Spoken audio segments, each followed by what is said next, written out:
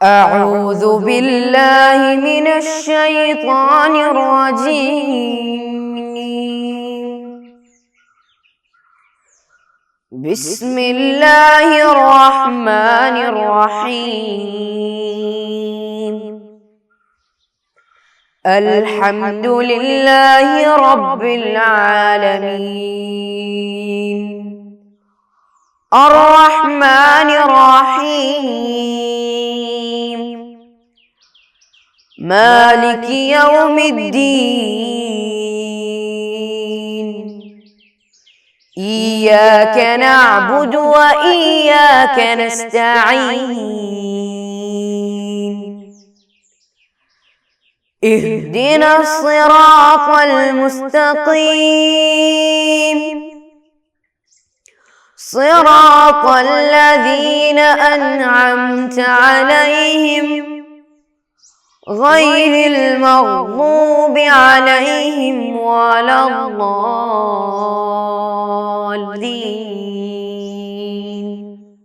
آمين. السلام علیکم ورحمۃ اللہ وبرکاتہ. میں آپ کے سامنے مقصود عالم آن لائن کے ذریعے، ٹیکنالوجی کے دور میں آن لائن کے ذریعے گھر میں بیٹھے بیٹھے تعلیم سیکھنے کا ایک اہم ذریعہ ہے اور ایک اہم پلیٹ فارم ہے. ابھی لاک ڈاؤن کی وجہ سے ہماری پڑھائی میں بہت ساری دشواریاں آ رہی ہیں، بہت سارے مشکلات، بہت پریشانی آتی ہے.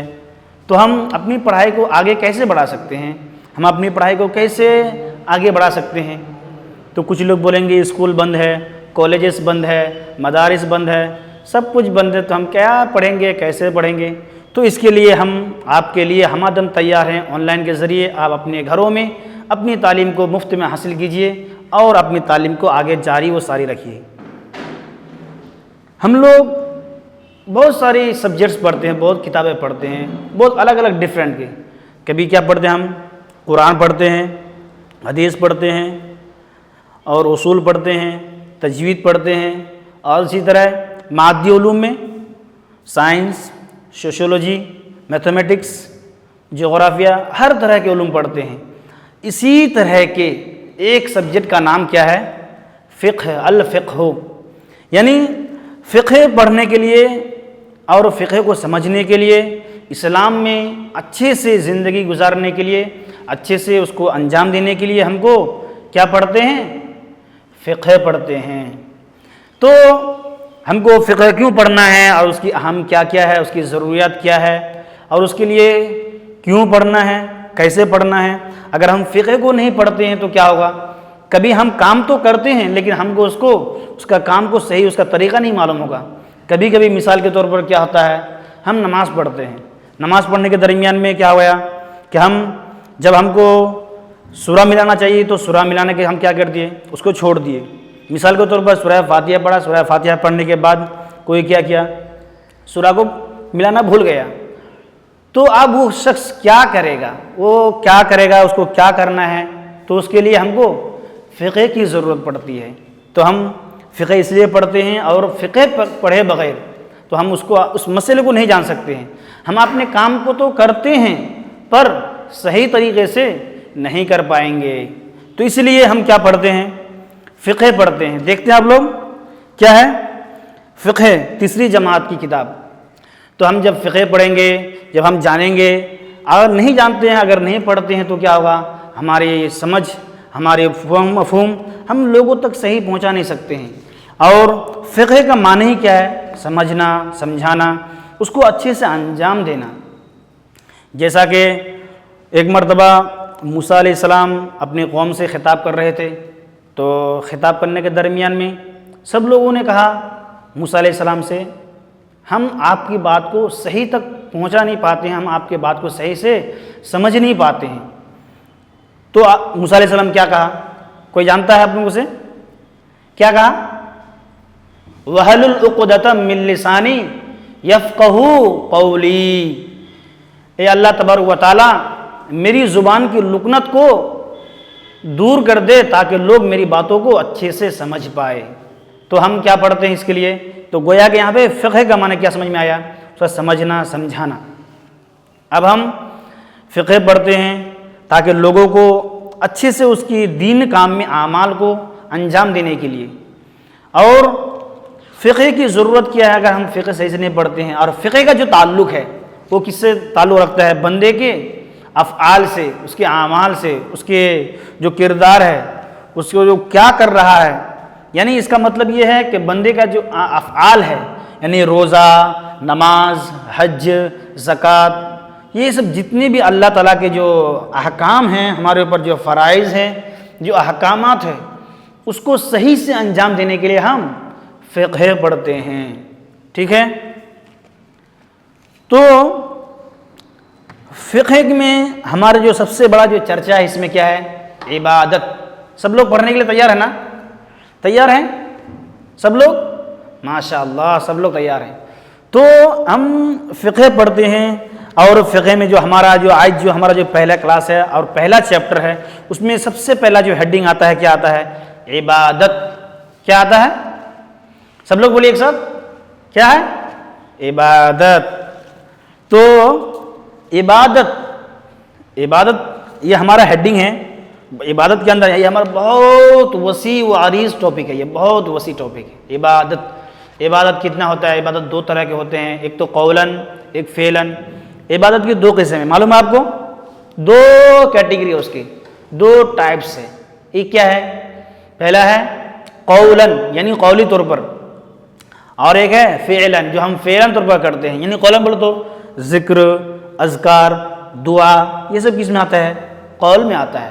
یعنی جو ہم زبان سے ادا کرتے ہیں اس کو قولاً بولتے ہیں. تو یہ قولاً ہو گیا عبادت کے ٹائپ میں، اور دوسرا ہو گیا فعلاً، یعنی جو ہم فعل کے طور پر کرتے ہیں. کیا ہے؟ نماز، روزہ، حج، زکوٰۃ، صدقات، خیرات، اور بیماروں کی تیمارداری کرنا، یہ سب کیا ہے؟ یہ سب فعلاً میں آتا ہے. تو عبادت کے دو قسم ہوئی. لیکن ہماری کتاب میں سب سے پہلے مصنف دیکھیے کیا کیا ہے. یہ عبادت کتاب میں پہلے سے، اس سے پہلے ہمارا ایک نظم دیا ہے. دیکھیں آپ لوگ، دیکھیے سب لوگ، ایک نظم دیا ہے. کیا ہے اس میں؟ دیکھیے ایک نظم کی شکل میں لکھا ہے. اس کو پڑھیں گے کیا؟ پڑھیں گے؟ سب لوگ تیار ہیں؟ آپ لوگ میں سب کو تو نعت بھی پڑھنا آتا ہوگا اور سب کی آواز بھی اچھی ہوگی. تو سب سے پہلے ہم اس نظم کو پڑھتے ہیں، کچھ پڑھیں گے، اس کے بعد ہم اپنے موضوع میں ہمارا جو چیپٹر ہے اس کو شروع کریں گے. تو ہمارا جو نظم ہے دیکھیے، اس میں جو پہلا لائن ہے پڑھیں گے. سب سے پہلے ہم اس کو پڑھتے ہیں. مسلمانوں نمازوں کے لیے تیار ہو جاؤ، مسلمانوں نمازوں کے لیے تیار ہو جاؤ، قیامت آنے والی ہے ذرا ہوشیار ہو جاؤ. یہ پہلی دو لائن ہیں، نظم کی پہلی دو لائن ہیں. پھر اس کے بعد مصنف دیکھیے، یہ بہت ہی مشہور اور معروف یہ جو الفاظ ہیں. آج جب یہ کوئی بھی مسلمان جب سنتا ہے اس کے بارے میں تو اس کا دل بہت جوش اور ولولہ آتا ہے مسلمانوں کے دل میں. کوئی بھی مسلمانوں کے درمیان میں اگر آپ یہ پڑھیں گے، یہ لائن پڑھتے ہیں تو اس کے دل میں کیا ہوگا؟ بہت ہی اس کے دل میں خواہش آتی ہے. مسلمان سمجھتے ہیں میں مسلمان ہوں، میں ایک مسلمان کا حقدار ہوں. سب لوگ بڑی جوش خروش سے سینہ تان کے بولتا ہے کہ میں مسلمان ہوں. جب ہم یہ مسلمانوں کے ساتھ پڑھتے ہیں تو لوگ بہت ہی مشکل سے، لوگ بہت اچھے سے سنتے ہیں. پھر اس کے بعد جو سب لوگ پڑھتے ہیں اس کو، دیکھیے کوئی بھی آدمی نہیں ہوگا جو اس کے پڑھنے کے لیے تیار نہیں ہوگا. کبھی کبھی کیا ہوتا ہے ہمارے درمیان میں کوئی لوگ ایسے بھی ہوں گے جس کو کچھ معلوم نہیں ہوگا، لیکن کبھی کیا ہوتا ہے اس کو بھی وہ سانگ معلوم ہوتا ہے، مسلمانوں نہ گھبراؤ ابھی اسلام باقی ہے، ابھی اسلام باقی ہے، ابھی اسلام باقی ہے. ہم نے لوگوں سے سنا ہوگا. اور کچھ لوگ، اور آپ کو معلوم ہے ایک بات، یہ ہم جو سانگ ہے نا، ہم کو پڑھنے سے زیادہ ہم کو سننے میں زیادہ کیا ہوتا ہے، ہمارے مائنڈ میں آتا ہے. کوئی بھی چیز ہو جب ہم پڑھتے ہیں یا سنتے ہیں، پڑھنے سے زیادہ ہمارے مائنڈ میں زیادہ کیا ہے، سننے میں آتا ہے. جب ہم سنتے ہیں تو کیا ہوتا ہے ہمارے مائنڈ میں ہم کو بہت ساری